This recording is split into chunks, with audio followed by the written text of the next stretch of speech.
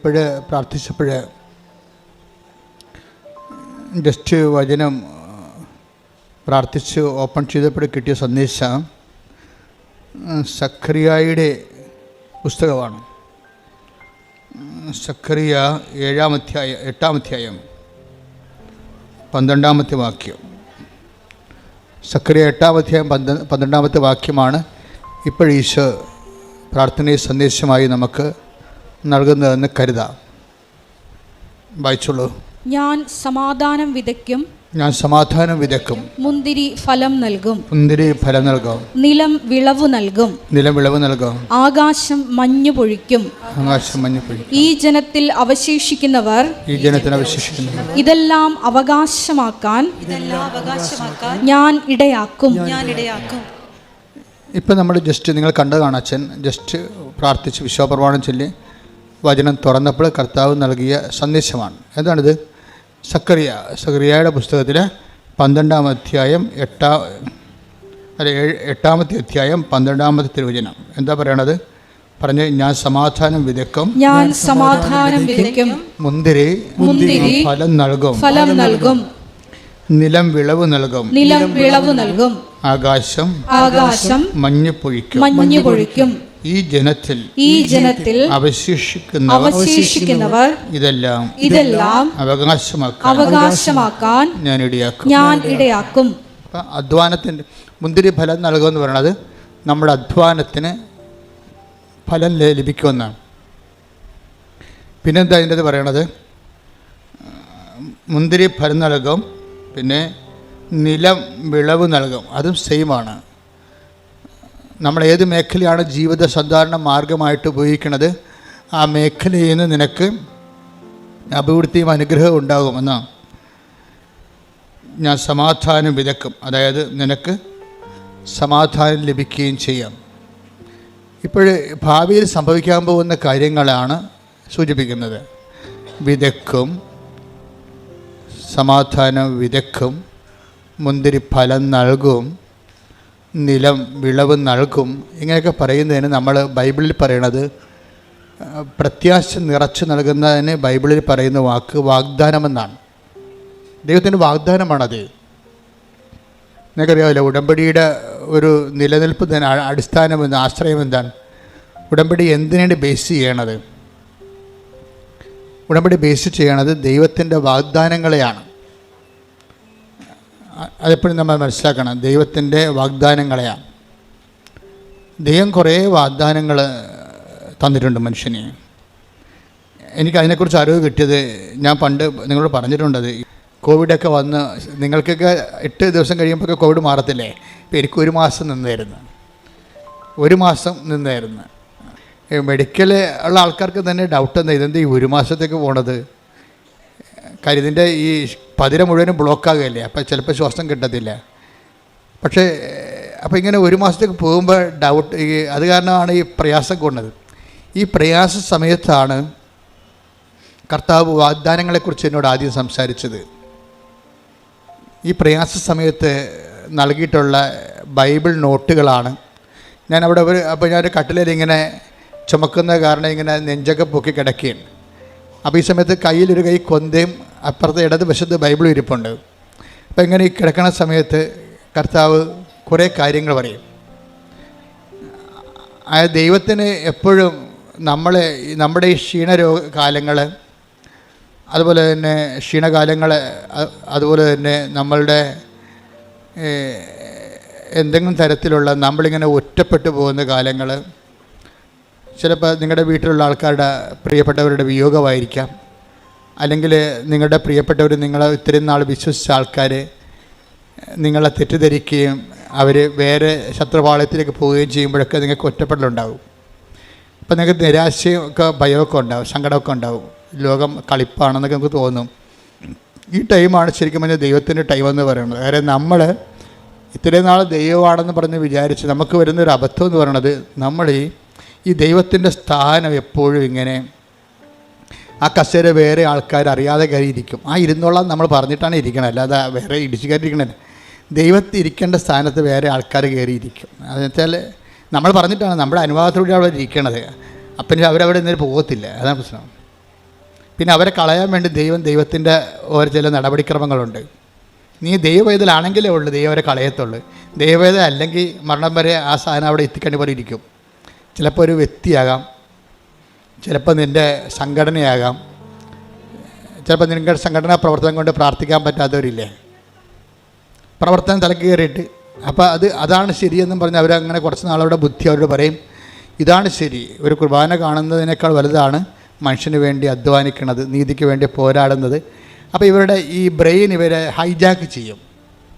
പ്രാർത്ഥന കുറഞ്ഞാലുള്ള ഒരു കുഴപ്പമുണ്ട്, ഹൈജാക്കിങ് പെട്ടെന്ന് നടക്കും. പ്രാർത്ഥന കുറഞ്ഞു കഴിഞ്ഞാൽ ഉടനെ ഓട്ടോമാറ്റിക്കായിട്ട് പ്രൊട്ടക്ഷൻ പോകും. എപ്പോഴും നമ്മൾ ശ്രദ്ധിക്കേണ്ട കാര്യമാണ്. നിങ്ങൾ പ്രാർത്ഥന എപ്പോഴും ഈശോ പറയും നിരന്തരം പ്രാർത്ഥിക്കണമെന്നൊക്കെ പറയത്തില്ലേ. അത് നിരന്തരം പ്രാർത്ഥിക്കണമെന്ന് പറയുന്നത് നിരന്തരം പ്രാർത്ഥിച്ച് വയറ്റിപ്പഴപ്പ് നടക്കണമെന്നല്ല പറയേണ്ട അർത്ഥം.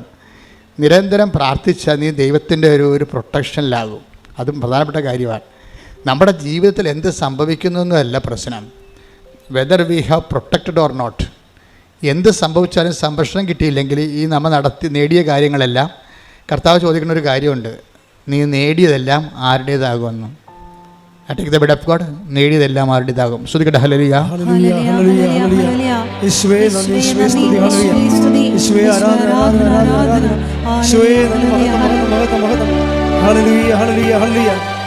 ലൂക്ക 12:20. ലൂക്ക 12:20 പ്രധാനപ്പെട്ട ഒരു വാക്കാണത്. പറ. എന്നാൽ ദൈവം അവനോട് പറഞ്ഞു. എന്നാൽ ദൈവം അവനോട് പറഞ്ഞു, ഭോഷ ഈ രാത്രി നിന്റെ ആത്മാവിനെ നിന്നിൽ നിന്ന് ആവശ്യപ്പെടും.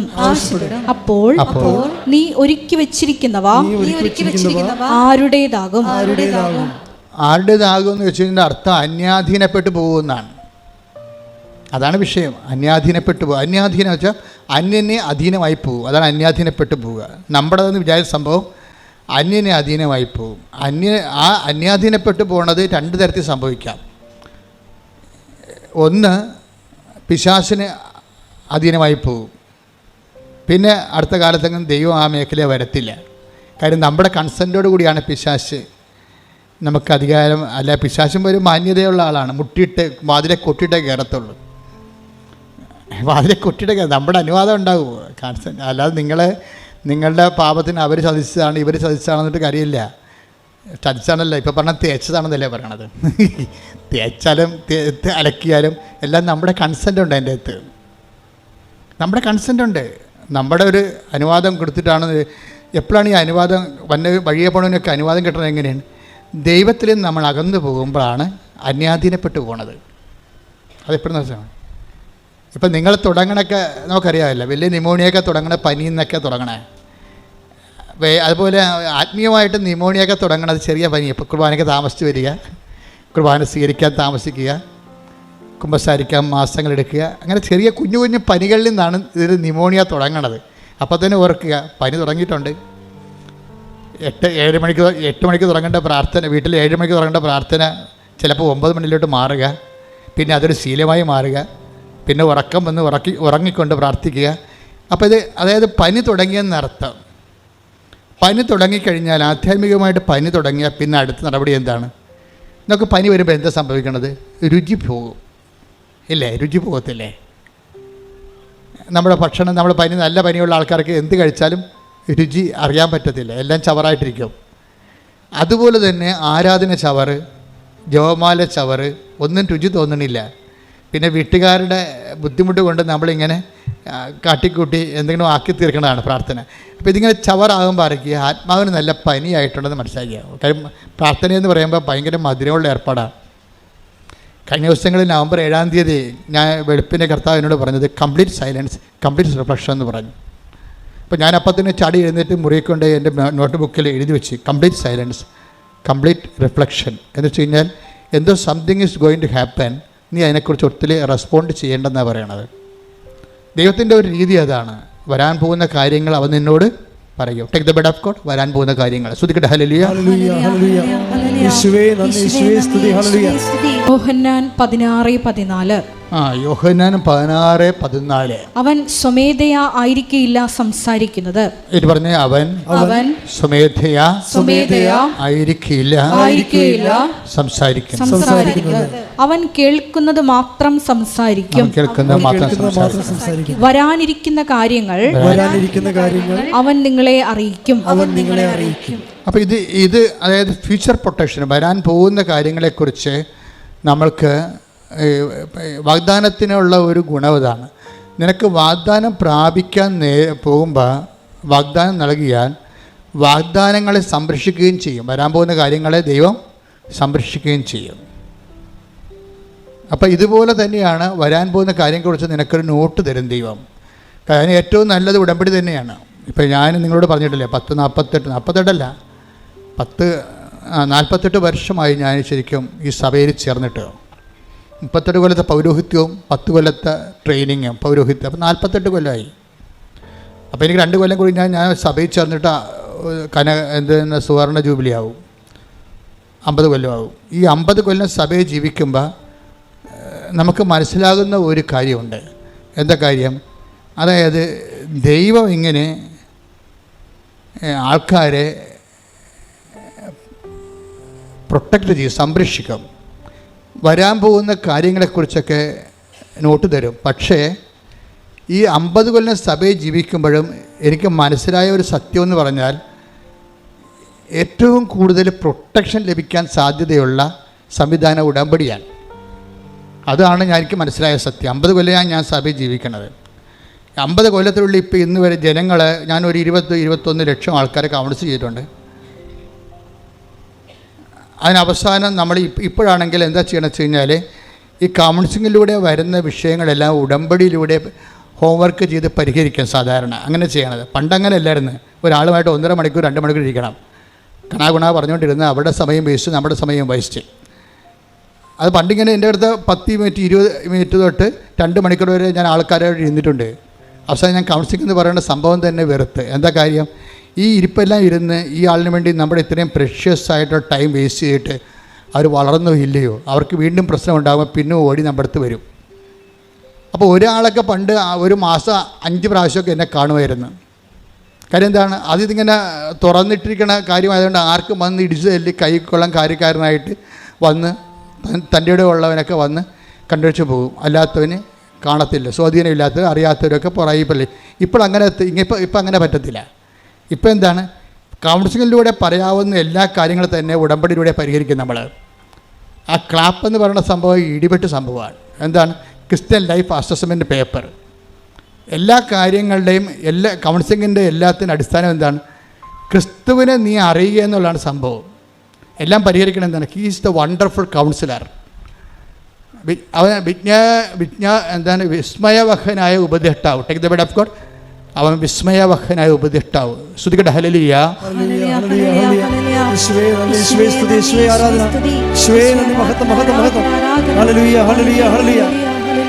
ഏശയ്യാ 9:6. ഏശയ്യാ 9:6. എന്തെന്നാൽ നമുക്ക് ഒരു ശിശു ജനിച്ചിരിക്കുന്നു, നമുക്ക് ഒരു പുത്രൻ നൽകപ്പെട്ടിരിക്കുന്നു, ആധിപത്യം അവന്റെ ചുമലിലായിരിക്കും.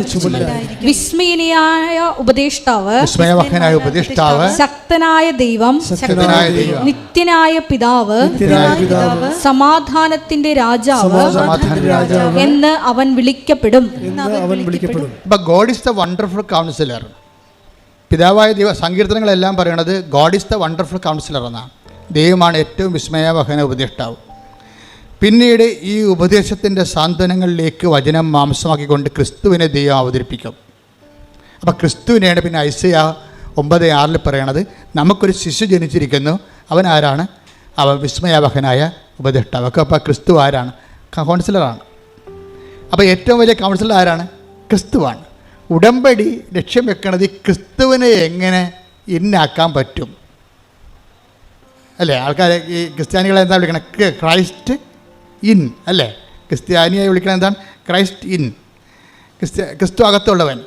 ഈ ക്രിസ്തുവിനെ എങ്ങനെയാണ്, ഏത് ഫോർമുല ഉപയോഗിച്ചാണ് ഒരു വ്യക്തിയുടെ ജീവിതത്തിലോട്ട് കയറ്റാൻ പറ്റണതെന്നാണ് ആധ്യാത്മികമായ അന്വേഷണം. എൻ്റെ 50 കൊല്ലത്തെ അന്വേഷണമാണ്. അങ്ങനെയാണ് ദൈവം നമുക്ക് ഉടമ്പടി വെളിപ്പെടുത്തി തരണത്. ഉടമ്പടിയിലേക്ക് വരുമ്പോൾ എന്താ പറയണത്? എല്ലാ വാഗ്ദാനങ്ങളും ക്രിസ്തുവിലെ അതേ തന്നെയാണ്. നമുക്കറിയാമല്ലോ, ഇപ്പോൾ കോവിഡ് പിടിച്ച് ഞാൻ കിടന്ന കാലത്തെ ദൈവം വാഗ്ദാനങ്ങളെക്കുറിച്ച് സംസാരിച്ചപ്പോൾ 8855 വാഗ്ദാനങ്ങളെന്നും ഒരു ബൈബിളിൻ്റെ ഒരു സെക്ഷനിൽ പറയണത്, ഒരു ലെവലിൽ ദൈവശാസ്ത്രജ്ഞന്മാർക്ക് ബൈബിൾ തിയോളജിയൻസിന് 2 കോൺസെപ്റ്റാണ് ഉള്ളത് വാഗ്ദാനങ്ങളെക്കുറിച്ച്. അപ്പോൾ ഒരു പറ്റം ദൈവശാസ്ത്രജ്ഞന്മാർ പറയണത് ദൈവവചനത്തിൽ 8855 വാഗ്ദാനങ്ങളുണ്ടെന്നാണ്. മറ്റൊരു പറ്റം ദൈവശാസ്ത്രജ്ഞന്മാർ പറയണത് 8885 വാഗ്ദാനങ്ങളുള്ളതാണ്. അപ്പോൾ ഈ വാഗ്ദാനങ്ങളാണ് മനുഷ്യൻ്റെ. അപ്പോൾ അതിൻ്റെ അകത്ത് ഇമ്മാനുവൽ പ്രവചനം, ക്രിസ്തുവിൻ്റെ മനുഷ്യാവതാരം, ക്രിസ്തു നമ്മളിലേക്ക് വരണതും എല്ലാം അതിൻ്റെ അകത്ത് വാഗ്ദാനത്തിൻ്റെ ഭാഗമാണ്. അപ്പോൾ ഇത് നമ്മളെപ്പോഴും ടാർഗറ്റ് ചെയ്യേണ്ടത് ക്യാപിറ്റൽ കവനൻ്റ്, ക്യാപിറ്റലായിട്ടുള്ള പ്രോമിസ് എന്താണെന്ന് നോക്കും. അതെന്താണ്? ക്രിസ്തുവാണ്. എല്ലാ 8855 വാഗ്ദാനങ്ങളുണ്ടെങ്കിൽ ഈ 8855 വാഗ്ദാനങ്ങൾ ഒരു മനുഷ്യൻ പ്രാപിക്കാൻ പറ്റിയ ഷോർട്ട് കട്ട് എന്താണ്? ക്രിസ്തുവാണ്. ഉടമ്പടി അന്വേഷിക്കുന്നത് അതാണ്. എല്ലാ വാഗ്ദാനങ്ങളുടെയും തലപ്പെട്ട വാഗ്ദാനമായ ക്രിസ്തുവിനെ ഒരു വ്യക്തി നേടിയാൽ അവനോടുകൂടി എല്ലാം ചേർത്ത് നൽകപ്പെടും. എൻ്റെ പേര് റെജീന. ഞാൻ പാലാരൂപതയിലെ രാമപുരം ഇടവകാംഗമാണ്. ആദ്യമായി തന്നെ അമ്മയ്ക്കും തിരുക്കുമാരനും കോടാനുകോടി നന്ദി. ഞാൻ ആദ്യമായി ഉടമ്പടി എടുത്തത് മാർച്ച് 3, 2021 എനിക്ക് വലിയ വിശ്വാസമൊന്നും ഇല്ലായിരുന്നു. എൻ്റെ അമ്മയുടെ നിർബന്ധപ്രകാരമാണ് ഞാൻ ഇവിടെ വന്ന് ഉടമ്പടി എടുത്തത്. ഞങ്ങൾ സാമ്പത്തികമായും ഭയങ്കര ഒരു പ്രതിസന്ധിയിൽ നിൽക്കുന്ന സമയമായിരുന്നു. അപ്പോൾ എനിക്ക് എല്ലാത്തിനോടും വെറുപ്പായിരുന്നു, പ്രാർത്ഥനയോടും എല്ലാത്തിനോടും ഭയങ്കര വെറുപ്പായിരുന്നു. ആ സമയത്ത് അമ്മ പറഞ്ഞു, ഞാൻ എന്തായാലും അവിടെ പോയി ഉടമ്പടി എടുത്ത് എനിക്ക് ഒരുപാട് അനുഗ്രഹങ്ങൾ ലഭിച്ചിട്ടുണ്ട്, അപ്പോൾ നീ അവിടെ വന്ന് ഉടമ്പടി എടുക്കണമെന്ന് പറഞ്ഞു. അപ്പോൾ നമുക്ക് നടക്കത്തില്ലാത്ത കാര്യങ്ങളാണല്ലോ നടന്നു കിട്ടുന്നത്. അപ്പോൾ ഞാനും ഭാഗ്യപരീക്ഷണത്തിന്, അപ്പോൾ ആ സമയത്ത് ഞങ്ങളൊരു ബിസിനസ് സ്റ്റാർട്ട് ചെയ്യുന്ന സമയമാണ്, ഒരു ഹോട്ടൽ. അപ്പോൾ ഉണ്ടായിരുന്ന സ്വർണവും പൈസയൊക്കെ സ്വരൂക്കിട്ടി അത് സ്റ്റാർട്ട് ചെയ്യുന്ന സമയം പൈസയ്ക്ക് കുറച്ചുകൂടെ ടൈറ്റ് വന്നു. അപ്പോൾ ഒരു ലോൺ കിട്ടണം. ഇപ്പോൾ മാർച്ച് മാസത്തിൽ നമുക്കറിയാം ഒരു ബാങ്ക് നമുക്ക് ലോൺ തരത്തില്ല. അപ്പോൾ എനിക്ക് ഓൾറെഡി വിശ്വാസമില്ല. അപ്പോൾ ഞാനൊരു ഭാഗ്യപരീക്ഷണത്തിന് ആ നിയോഗം വെച്ചു, അമ്മ ഈ മാസം ആ ലോൺ കിട്ടുവാണെങ്കിൽ ഞാൻ ഈ ഉടമ്പടി മുന്നോട്ട് പോകും, എനിക്ക് ഭയങ്കര വിശ്വാസത്തിൽ മുന്നോട്ട് പോകാമെന്നുള്ളൊരു നിലയിൽ. അങ്ങനെ മാർച്ച് 3 ഞാൻ ഉടമ്പടി എടുക്കുന്നത്. ആ മാർച്ച് അവസാനം തന്നെ ആ ലോൺ പാസ്സായി കിട്ടി. അങ്ങനെ ഞങ്ങൾ ആ ഹോട്ടൽ സ്റ്റാർട്ട് ചെയ്തു. നല്ല രീതിയിൽ പൊയ്ക്കൊണ്ടിരുന്ന സമയത്താണ് കൊറോണ വന്നത്. അപ്പോൾ വീണ്ടും സാമ്പത്തികമായിട്ടും ഭയങ്കര പ്രതിസന്ധി വന്നു. അങ്ങനെ ഇരിക്കുമ്പോൾ ഞാനൊരു നേഴ്സാണ്. എല്ലാവരും എൻ്റെ അടുത്ത് പറഞ്ഞു, നീ OET എഴുത്, നിനക്ക് കിട്ടും, പോകാം എന്ന്. എനിക്കറിയാം എനിക്കൊന്നും അറിയത്തില്ല, ഞാൻ എഴുതിയാൽ എനിക്ക് കിട്ടത്തില്ല എന്ന് എനിക്കറിയാം. ഞാൻ 2005 നേഴ്സിംഗ് പാസ് ഔട്ടായ ഒരാളാണ്. എനിക്ക് കുറേ എക്സ്പീരിയൻസ് ഗ്യാപ്പുണ്ട്. അപ്പോൾ എനിക്കിത് കിട്ടാൻ ഭയങ്കര ബുദ്ധിമുട്ടാണെന്ന് എനിക്കറിയാം. എന്നെങ്കിൽ കൂടിയും ഞാൻ മാതാവിൽ വിശ്വാസം അർപ്പിച്ച് ഞാൻ എക്സാം അറ്റൻഡ് ചെയ്തു. 1 എഴുതി 2 എഴുതി കിട്ടിയില്ല. എല്ലാവരും എന്നെ കളിയാക്കാൻ തുടങ്ങി, നീ ഉടമ്പടി എടുത്തിട്ട് നിനക്കിതൊന്നും കിട്ടിയില്ലേ എന്നുള്ള രീതിയിൽ എല്ലാവരും കളിയാക്കാൻ തുടങ്ങി. അപ്പോൾ ഞങ്ങൾക്ക് കടയുള്ളത് കൊണ്ട് ഞാനവിടെ ക്യാഷ് കൗണ്ടറിൽ നിന്നാണ് പലപ്പോഴും പല പല കാര്യങ്ങൾ ഇങ്ങനെ പഠിച്ചുകൊണ്ടൊക്കെ ഇരുന്നത്. അപ്പോൾ എല്ലാവരും പിന്നെയും കളിയാക്കാൻ തുടങ്ങി. പിന്നെ ഞാൻ ആരോടും പറയാണ്ട് എക്സാം എഴുതാൻ തുടങ്ങി. അങ്ങനെ 3, 4 എഴുതി, എന്നിട്ടും കിട്ടിയില്ല. അപ്പോൾ എല്ലാവർക്കും അറിയാം ഈ OET എക്സാം എഴുതണമെങ്കിൽ നമുക്കൊരു 10-35,000 രൂപ എക്സാം ഫീസ് തന്നെ കൊടുക്കണം. അടുത്ത എക്സാം എഴുതാൻ പോലും പൈസ ഇല്ലാത്ത ഒരു സിറ്റുവേഷനായി. അപ്പോൾ ഓരോ തവണ എക്സാം തോക്കുമ്പോഴും ഞാൻ മാതാവിൻ്റെ അടുത്ത് പറയും, എൻ്റെ അമ്മേ, അടുത്ത എക്സാം എഴുതാൻ എനിക്ക് പൈസ ഇല്ല, ഇതിനും കൂടി നീ എന്നെ തോപ്പിക്കുവാണെങ്കിൽ എക്സാം എഴുതാനൊരു വഴി കൂടി നീ എനിക്ക് കാണിച്ചു തരണം. അങ്ങനെ 5ാമത്തെ വട്ടം എക്സാം എഴുതി. ഭയങ്കര പാടായിരുന്നു, എനിക്ക് കിട്ടത്തില്ല എന്ന് ഉറപ്പുണ്ട്. ഞാൻ എന്നിട്ട് എക്സാമിൻ്റെ റിസൾട്ട് അറിയുന്നതിന് 2 ദിവസം മുന്നേ ഞാൻ ഹസ്ബൻഡിൻ്റെ അടുത്ത് പറഞ്ഞു, എന്നെ കൃപാസനത്തിലൊന്ന് കൊണ്ടുപോയി വിടണം, ഞാൻ അവിടെ 2 ദിവസം ഇരുന്ന് പ്രാർത്ഥിക്കാൻ പോവുകയാണ്, നിങ്ങൾ തിരിച്ച് വീട്ടിലേക്ക് പൊക്കോ. അപ്പോൾ ഇവിടെ അച്ഛൻ പലപ്പോഴും പറഞ്ഞിട്ടുണ്ട്, നിങ്ങൾക്ക് ഇവിടെ ഇരുന്ന് പ്രാർത്ഥിക്കണം, ഉടമ്പടി എടുക്കണോ, ഇവിടെ സിസ്റ്റേഴ്സ് നമുക്ക് താമസിക്കാൻ സൗകര്യം ചെയ്തു തരുമെന്ന്. ഞാനൊരു സിസ്റ്ററിൻ്റെ അടുത്ത് ചോദിച്ചു. അപ്പോൾ സിസ്റ്റർ പറഞ്ഞു, കുഴപ്പമില്ല, ഞങ്ങളുടെ കോൺവെൻറ്റിൽ സ്റ്റേ ചെയ്യാം. അങ്ങനെ 2 ദിവസം ഞാൻ സിസ്റ്റർമാരുടെ കോൺവെൻറ്റിൽ സ്റ്റേ ചെയ്യും. രാവിലെ ഒരു 6:30 ആകുമ്പോൾ സിസ്റ്റേഴ്സിൻ്റെ കൂട്ടത്തിൽ ഇവിടെ വരും, ഉപവാസം ഇരിക്കും. വൈകുന്നേരം അവർ തിരിച്ചു പോകുന്ന കൂട്ടത്തിൽ പോകും. ഞാൻ ആ ഫ്രണ്ടിൽ ആ തൂണിൻ്റെ ചോട്ടിലാണ് ഇരിക്കുന്നത്. കുറേ നേരം അവിടെ ഇരുന്ന് കരഞ്ഞ് പ്രാർത്ഥിക്കും. എനിക്കതല്ലാതെ ഇനി വേറൊരു നിർവാഹമില്ല മുന്നോട്ട് പോകാൻ. അത്രയ്ക്ക് സാമ്പത്തിക പ്രതിസന്ധി, കടബാധ്യതകൾ കുന്നുകൂടിയിരിക്കുന്നു. അങ്ങനെ ഞാൻ അവിടെ ഇരുന്ന്, നമ്മൾ 2 ദിവസം ഉപവാസം ഇരുന്നാലും കണ്ടിന്യൂസ് പ്രാർത്ഥിക്കത്തില്ലല്ലോ. അപ്പം ഞാനിവിടെ ഇരുന്ന് ഇങ്ങനെ വർത്താനം പറയുന്ന പോലെ മാതാവിൻ്റെ അടുത്ത് പറഞ്ഞു, സാധാരണ നമ്മളൊരു കാര്യം ഉണ്ടെങ്കിൽ നമ്മൾ നമ്മുടെ അപ്പൻ്റെ അടുത്ത് ആദ്യം പറയും, അപ്പൻ അത് നടത്തി തന്നില്ലെങ്കിൽ അമ്മയുടെ അടുത്ത് പറയും, അമ്മ ഇത് എനിക്ക് നടത്തി തരണം. ഇനി 2 പേരും നടത്തി തന്നില്ലെങ്കിൽ നമ്മൾ എന്ത് ചെയ്യും? പട്ടിണി ഇരിക്കും, എനിക്കിത് നടന്ന് കിട്ടിയേ പറ്റൂ എന്നും പറഞ്ഞതുപോലെ ഞാൻ 2 ദിവസം ഇവിടെ പട്ടിണി ഇരുന്നു. ഞാൻ പറഞ്ഞു, അമ്മേ, എൻ്റെ സ്വന്തം അമ്മയാണെങ്കിൽ ഞാൻ തിരിച്ച് വീട്ടിലേക്ക് പോകുമ്പം ആ പച്ചക്കറിത്തോട്ടത്തിൽ നിൽക്കുന്ന 2 പച്ചക്കറിയെങ്കിലും പറിച്ച് എൻ്റെ അമ്മ വന്നിട്ട് പറയും, ഇത് നീ വീട്ടിൽ കൊണ്ടുപോക്കോടിയെന്ന്. അപ്പോൾ ഞാൻ പറഞ്ഞു ഞാൻ വെറും കൈയോടെ ഇവിടുന്ന് പോകത്തില്ല, നീ ഇതെനിക്ക് തന്നേ പറ്റൂ. അങ്ങനെ റിസൾട്ട് അറിയുന്ന ദിവസമായി ഒരു 10 മണിയായപ്പോഴത്തേക്ക് മെയിൽ വന്നു. എനിക്കത് ഓപ്പൺ ചെയ്യാൻ ഭയങ്കര പേടി. ഇതിനും കൂടെ ഫെയിലായ ഇനി എക്സാം അറ്റൻഡ് ചെയ്യാൻ പോലും എൻ്റെ കയ്യിൽ പൈസ ഇല്ല. അപ്പോൾ ഞാൻ അങ്ങനെ ഇവിടുന്ന് പാസ്വേഡ് അടിച്ചു. എനിക്കത് നോക്കാനുള്ള ശേഷിയില്ല. ഞാൻ ആ റിസൾട്ടിൻ്റെ സൈറ്റ് മാതാവിൻ്റെ നേരെ നോക്കി. പാസ്സാണേലും ഫെയിലാണേലും നീ തന്നെ എൻ്റെ റിസൾട്ട് ആദ്യം കണ്ടാൽ മതി എന്ന് പറഞ്ഞു. അങ്ങനെ ഞാൻ നോക്കിയപ്പം എനിക്ക് അയർലൻഡ് സ്കോർ നൽകി മാതാവ് എന്നെ അനുഗ്രഹിച്ചു. പിന്നെ അതൊരു സെപ്റ്റംബർ മാസത്തിലായിരുന്നു. മാർച്ച് മാസമായിട്ടും എനിക്ക് ഇൻ്റർവ്യൂസ് ഒന്നും കിട്ടുന്നില്ല. പിന്നെയും പ്രതിസന്ധികളും തടസ്സങ്ങളും. ഞാൻ വീണ്ടും ഇവിടെ വന്ന് ഇതുപോലെ 2 ദിവസം ഉപവാസം ഇരുന്ന് പ്രാർത്ഥിച്ചു. ഇവിടുന്ന് അങ്ങ് ഇറങ്ങി വണ്ടിയെടുത്ത് ഇവിടുന്ന് അങ്ങ് മൂവ് ചെയ്യുന്ന സമയമായപ്പോഴത്തേനും ഒരു ബയോഡാറ്റ കൊടുത്ത ഒരാൾ വിളിച്ചിട്ട് പറഞ്ഞു, നാളെ നിനക്കൊരു ഇൻ്റർവ്യൂ ഉണ്ട്, നീ അതിന് ഓൺലൈൻ സൈറ്റിൽ കയറണമെന്ന് പറഞ്ഞു. തൊട്ട് പുറകെ വേറൊരാളും കൂടി വിളിച്ചു. അങ്ങനെ 2 ഇൻ്റർവ്യൂ എനിക്ക് സെറ്റായി. അപ്പം എനിക്ക് ഇത്രയും എക്സ്പീരിയൻസ് ഗ്യാപ്പും ഈ 2005 പാസ് ഔട്ടാണല്ലോ ഞാൻ പറഞ്ഞല്ലോ. അപ്പോൾ എനിക്ക് കുറച്ച് ബുദ്ധിമുട്ടുണ്ട് ഇൻ്റർവ്യൂ അറ്റൻഡ് ചെയ്യാൻ. അപ്പോൾ ഞാൻ ഇവിടുത്തെ ഉടമ്പടി പച്ചത്തിരിയും നീലത്തിരിയും കത്തിച്ച് വെച്ചു, നടുക്ക് ബൈബിൾ വെച്ചു, മാതാവിൻ്റെ സ്റ്റാച്യു വെച്ചു. ഓൺലൈൻ ഇൻ്റർവ്യൂ ആണ്. ഞാൻ മാതാവിൻ്റെ അടുക്ക പറഞ്ഞു, ഞാൻ ആ ഇൻ്റർവ്യൂ നടത്തുന്ന ആളുടെ അടുത്തല്ല സംസാരിക്കുന്നത്, ഞാൻ നിൻ്റെ അടുത്താണ് സംസാരിക്കുന്നത്, എനിക്കിത് പാസ്സാക്കി തന്നേ പറ്റൂ, എനിക്ക് വേറൊരു നിർവാഹമില്ല എന്ന് പറഞ്ഞു.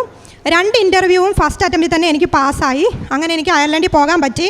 അവിടെ ചെന്നിട്ട് ഒരു ടെസ്റ്റ് ഉണ്ട്, ആപ്റ്റിറ്റ്യൂഡ് ടെസ്റ്റ് എന്ന് പറഞ്ഞൊരു ടെസ്റ്റ്. പോയിട്ടുള്ള എല്ലാവർക്കും അറിയാം ഭയങ്കര ടഫാണ്. 14 സ്റ്റേഷനുണ്ട്, 10 മിനിറ്റ് കൊണ്ട് നമ്മളത് അറ്റൻഡ് ചെയ്യണം. അത് 2.5 ലക്ഷം രൂപയാണ് എക്സാം ഫീസ്. 2 വട്ടം അറ്റൻഡ് ചെയ്യാൻ പറ്റത്തുള്ളൂ. ഫെയിലായാൽ നമ്മൾ തിരിച്ചു പോരേണ്ടി വരും. അപ്പോൾ എനിക്ക് ഭയങ്കര പേടി. 2.5 ലക്ഷം രൂപ കടം മേടിച്ചാണ് നമ്മൾ എക്സാം ഫീസൊക്കെ അടച്ചേക്കുന്നത്. ഫെയിലായിട്ടുണ്ടെങ്കിൽ പിന്നെ ആത്മഹത്യ അല്ലാതെ വേറൊരു വഴിയില്ല. ഞാൻ രാവിലെ ഹസ്ബൻഡിനെ പറഞ്ഞ് ഇവിടെ വിട്ടു എക്സാമിൻ്റെ അന്ന്.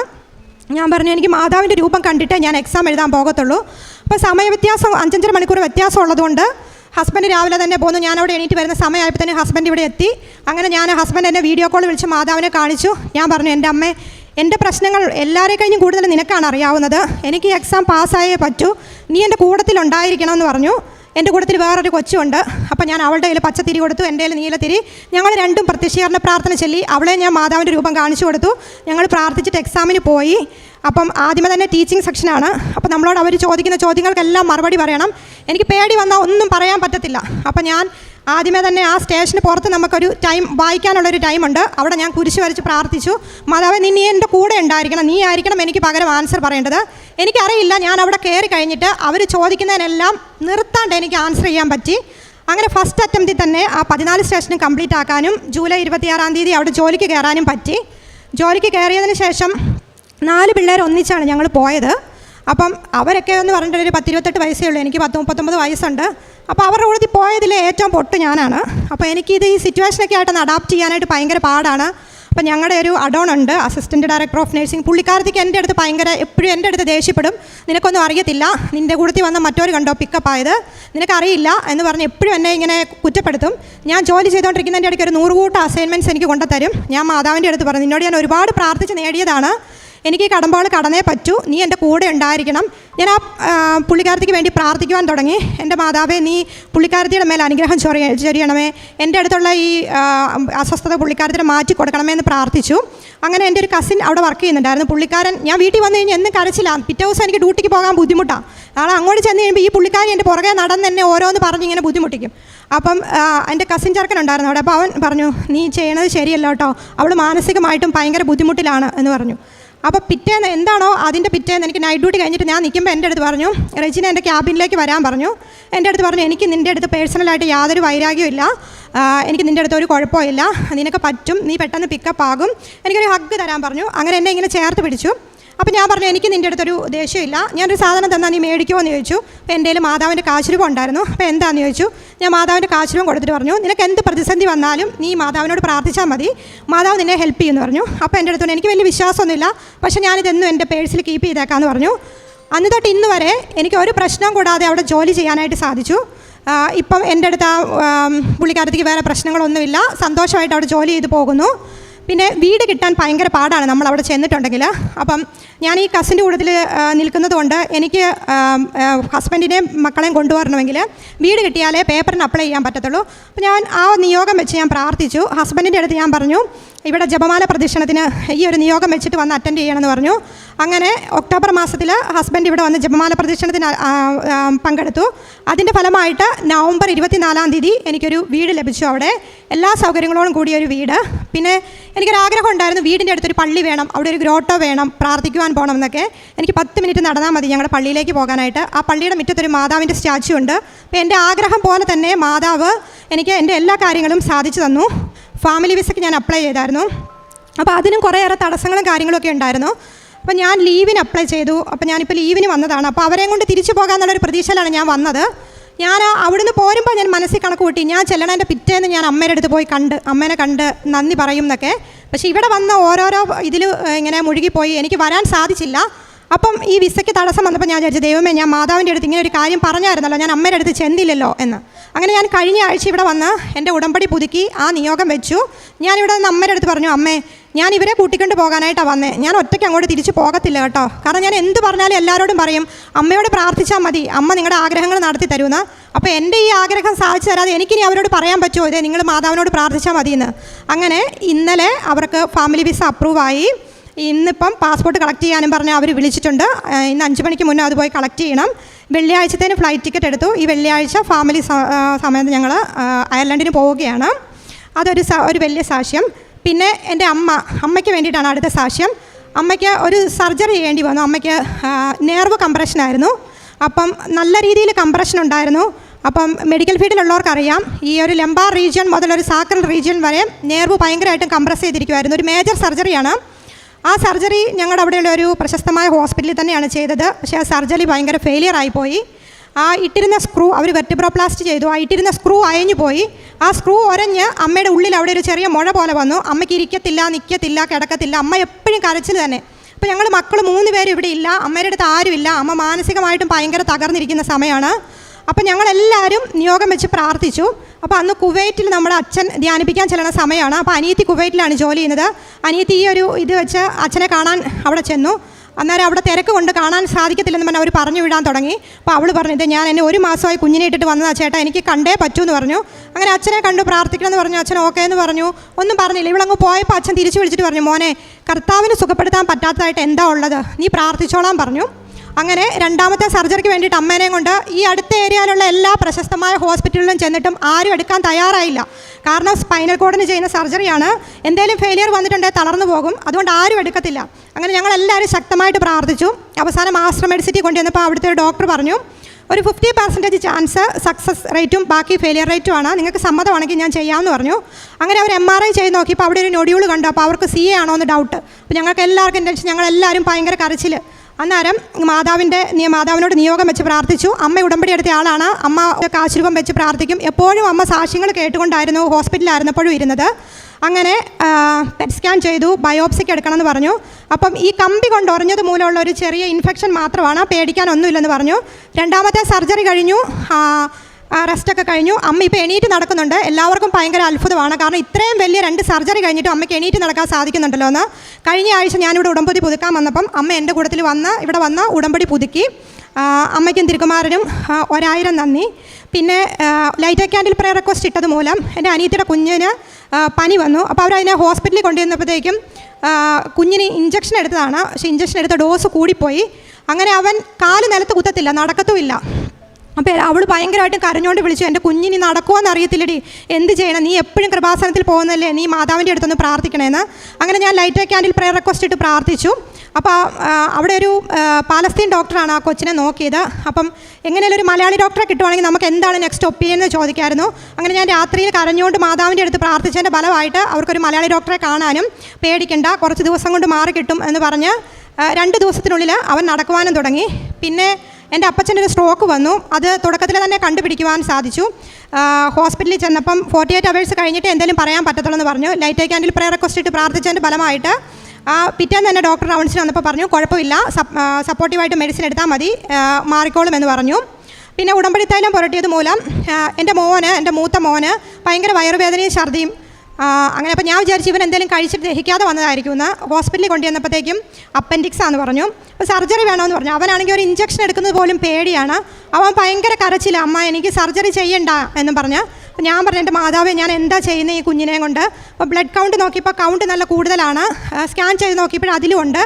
അപ്പം ഞങ്ങളുടെ അടുത്തുള്ള ഒരു ക്ലിനിക്കിലെ ഡോക്ടറിനോട് ഒരു സെക്കൻഡ് ഒപ്പീനിയൻ ചോദിച്ചു തന്നപ്പോൾ ഡോക്ടർ പറഞ്ഞു അപ്പൻഡിക്സ് ആണ്, സർജറി ചെയ്യാതെ പറ്റത്തില്ല, അവൻ കളിക്കുകയൊക്കെ ചെയ്യുമ്പോൾ പിന്നെയും കൂടും, എനിവേ നിങ്ങളൊരു സെക്കൻഡ് ഒപ്പീനിയൻ ESIയിൽ കൊണ്ടുപോക്കോ എന്ന് പറഞ്ഞു. അപ്പോൾ ഞാൻ മാതാവിൻ്റെ അടുത്ത് രാവിലെ ഞാൻ ഇറങ്ങുന്നതിന് മുമ്പ് അവനോട് പറഞ്ഞു, മാനെ നീ ഇവിടെ നിന്ന് മാതാവിനോട് പ്രാർത്ഥിച്ചോ, സർജറി കൂടാതെ ഇത് സുഖപ്പെടുവാണ്, പ്രശ്നങ്ങളൊന്നും ഇല്ലാന്നുണ്ടെങ്കിൽ ഇവിടെ വന്ന് സാക്ഷ്യപ്പെടുത്തിയേക്കാന്ന് നീ മാതാവിനോട് പ്രാർത്ഥിച്ചോ എന്ന് പറഞ്ഞു.